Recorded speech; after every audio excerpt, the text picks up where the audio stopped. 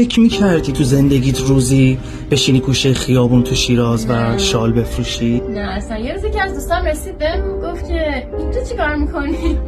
گفتم دارم بساط میکنم. گفت تو داری بساط میکنی؟ گفتم آره. با یه دوستم تصمیم گرفتیم که خودمون کار کنیم. هر دوتاتون با هم فروشنده یه فروشگاهی بودید که مال یه نفر دیگه بود؟ میگن عدو شود سبب خیر، یه دلخوری پیش اومد.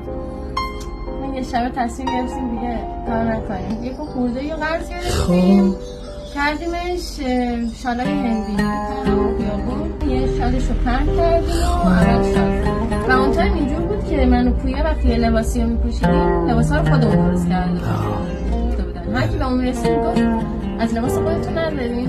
بعد این شد استارت این که لباس خودمون رو بزنیم سر نگار. از روز اولی که من و پویا با هم آشنا شدیم کارت من و کارت تو نبود، پول من و پول تو هیچ وقت نبود. همه این داستانا به عشق بینمون بود. شما جدا از اینکه زنم باشه بهترین رفیقم